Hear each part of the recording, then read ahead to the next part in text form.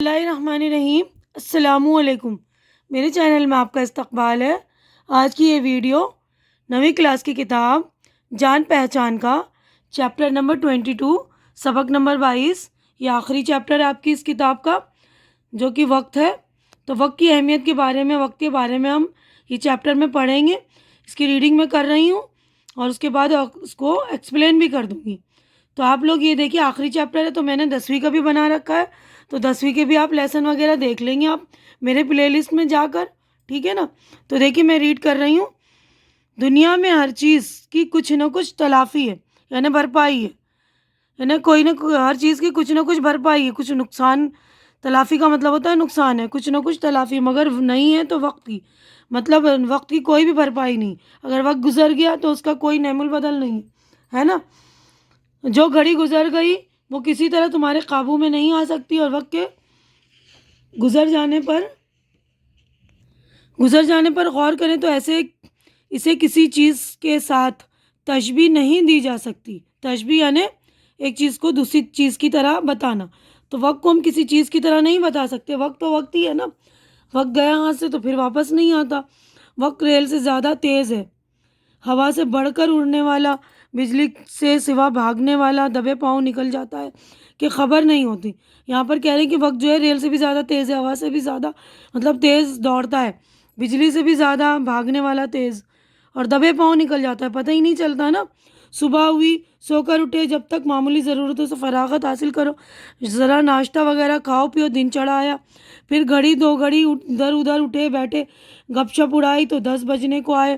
مدرسہ جانے کو دیر ہوتی ہے، جلدی کھایا پیا مدرسے گئے، وہاں دوستوں سے ہنسی مذاق کرتے رہے، استاد کی تاکید سے 2-1 مرتبہ بری بھلی طرح سبق پڑھا، چلو شام ہوئی، دن رخصت ہوا، گھر آئے تو پھر کھانے کو سوجی، کھانا کھانے سے کسل پیدا ہوا، ذرا لیٹے تو پھر صبح موجود، کام تو کچھ بھی نہ ہوا، لیکن 24 گھنٹے گزرتے ہوئے معلوم نہ ہوئے۔ ایک 24 گھنٹے کیا، ایسے صدہا ہزاروں 24 گھنٹے اسی طرح گزر جاتے ہیں۔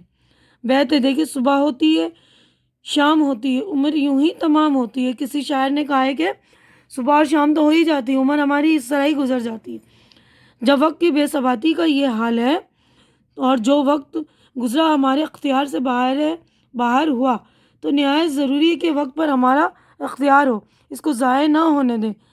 یہی وقت ہے، سونے اور کھیلنے میں گزر جاتا ہے آدمی، سست اور غبی، رسوا اور خوار اور محتاج، اور طرح طرح کے امراض میں مبتلا اور بد اخلاقیوں میں گرفتار کر دیتا ہے۔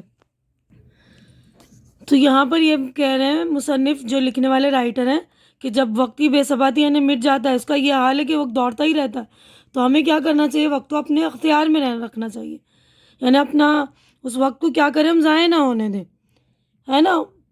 تو آگے کہہ رہے ہیں یہی وقت ہے کہ اگر اس کو اچھے شغل، اچھے کام، اچھی بات میں لگایا جائے تو انسان کو عالم، فاضل، لائق، ہنرمند، نامور، محترم، نیک، ہر دل عزیز بنا کر طرح طرح کی خوبیوں اور بھلائیوں سے آراستہ کر دیتا ہے۔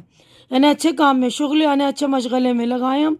اے لڑکوں، یہ فراغت کا وقت جو تم کو اب میسر ہے، بس غنیمت جانو۔ یعنی اب چھوٹے چھوٹے بچے ہیں نا آپ لوگ، تو آپ لوگوں کو یہ بہت سارا وقت ملا ہوا ہے، تو آپ لوگوں کو لگتا ہے کہ ہم کھیلیں کودیں۔ آج کل تو آپ لوگ موبائل میں لگے رہتے ہیں نا، اور کتنا گھنٹہ گزر جاتا ہے پتہ ہی نہیں چلتا، کہ موبائل میں لگے ہیں۔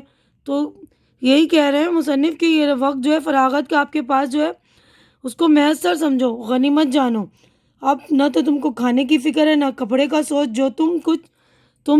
جو کچھ تم سے سیکھتے ہیں اور حاصل کرتے ہیں، بن پڑے، لپیٹ کر جلد سیکھ ساکھ لو، آئندہ تمہارے کام آئے۔ یعنی جتنا ہو سکے جلدی جلدی علم حاصل کرو، نالج لو، ہنرمند بنو، سیکھ لو جلدی جلدی، اور یہ خالی موبائل میں یا ادھر ادھر کے کاموں میں وقت مت گنواؤ، ورنہ پھر کہاں یہ فراغت۔ اس وقت تم سر پر ہاتھ رکھ کر رو گے، اور رونا کچھ سود مند نہ ہوگا، بہت پچھتاؤ گے، اور پچھتانا کچھ فائدہ نہ بخشے گا، بہت افسوس کرو گے، اور افسوس سے کچھ نہ ہوگا۔ یعنی جب آپ بڑے ہو جائیں گے تو آپ کے پاس وقت نہیں ہوگا، کیونکہ آپ کو کمانے کی، کھانے کی فکر ہوگی، ساری چیزوں کی ذمہ داری ہوگی آپ کے اوپر۔ ابھی تو آپ بالکل فارغ ہیں نا، کسی چیز کی ذمہ داری نہیں ہے، بالکل فراغت کا وقت ہے یہ۔ تو اس وقت آپ لوگ دھیان دیجئے، یہ وقت جو تم کو اب حاصل ہے، ان وقتوں کی مانند نہیں جو جوانی اور پیری میں تم کو آئندہ پیش آئیں گے. یعنی یہ کہہ رہے ہیں کہ جو جوانی ہوگی، جب بڑھاپا آئے گا، تم کو اس طرح وقت ملے گا ہی نہیں. لڑکپن کا وقت یعنی بچپنے کا جو وقت ہوتا ہے، جوتنے اور بونے کا وقت ہوتا ہے. یعنی اس میں جو ہے ہم جو کچھ بوئیں کھیت میں، جو ہم مٹی میں دبائیں گے اور ہم اب ہل چلائیں گے اور جو کو بوئیں گے تو وہی ہمیں ملے گا. جوانی اور پیری کا وقت کاٹنے اور گانے کا ہوگا. یعنی اسی وقت جو ہمیں جیسا ہم بنائیں گے، اپنے آپ کو اچھی طرح سے سنواریں گے تو سنورا ہوا ہم اپنے آپ کو سنوارا ہوا ملیں گے. ہنر سیکھیں گے تو ہنرمند بن کے آئیں گے نا آگے جوانی میں. اگر اس وقت میں تم کچھ جوت بو رکھو گے تو جوانی اور پیری یعنی بڑھاپے میں دونوں میں کاٹ سکو گے.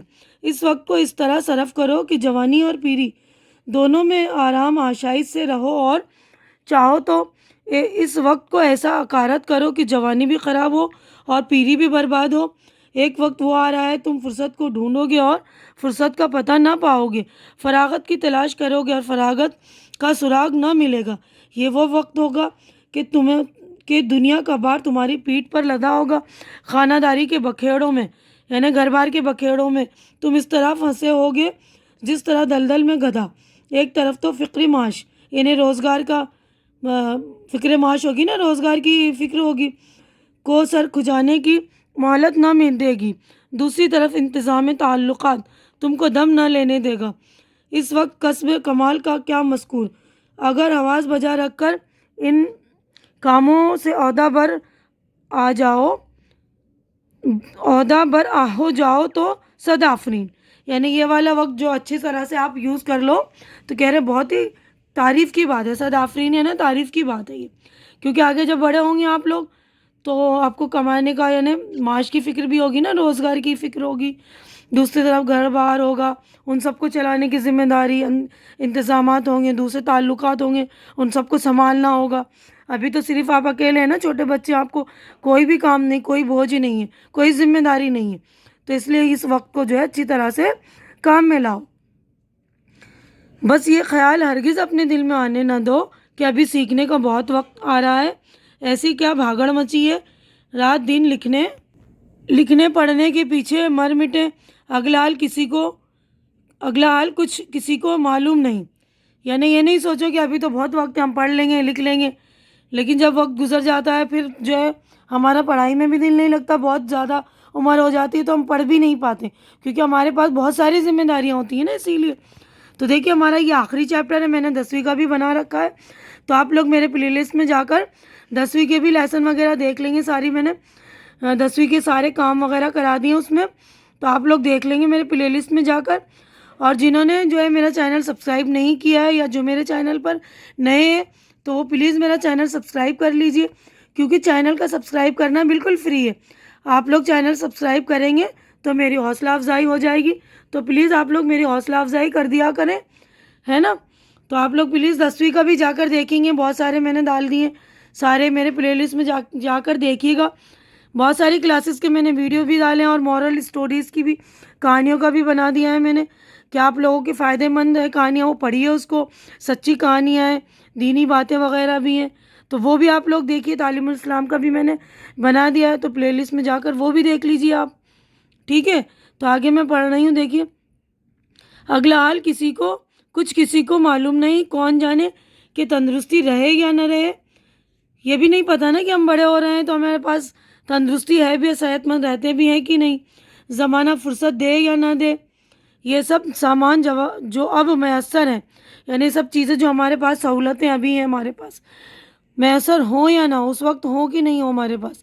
بے شک وقت کی قدر و قیمت اور اس کی بھاگ تو یہ چاہتی کہ تم خواب و خور اپنے اوپر آرام کر کے رات دن کتاب پر سے سر نہ اٹھاؤ.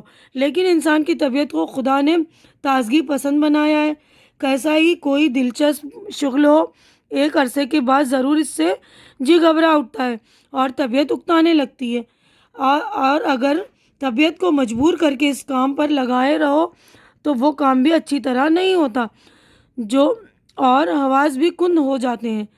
اس واسطے مناسب ہے کہ کتاب کا مطالعہ ایسے اعتدال کے ساتھ جاری رکھو کہ تندرستی کو خلل نہ پہنچے.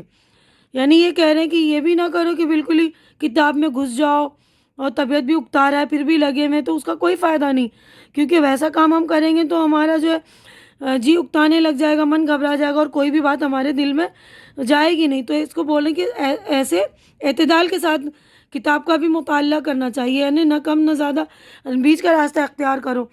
کتاب کو بھی مطلب تندرستی کے ساتھ کرو، یعنی تندرستی جو ہے صحت آپ کی بگڑے نہ، اس سے تندرستی کو خلل نہ پہنچے، اور ہمیشہ چند قسم کا شغل رکھو، یعنی تھوڑی بہت چیزیں، یعنی تھوڑی بہت عادتیں رکھو، مثلا نظم و نثر، تاریخ، جغرافیہ، حساب ایک ساتھ پڑھو۔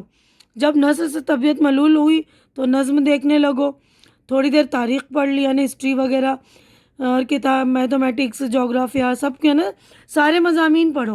اس کے بعد کچھ دیر کھیلو بھی، ہے نا، پھر حساب میں طبع آزمائی کی۔ ان سب سے گھبرائے تو کچھ لکھنے بیٹھ گئے۔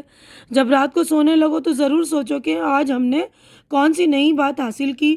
اگر معلوم ہو کہ آج کچھ نہیں سیکھا تو جانو کہ یہ دن رائے گا یعنی بیکار گیا، اور اس نقصان کی تلافی اپنے ذمہ لازمی سمجھو۔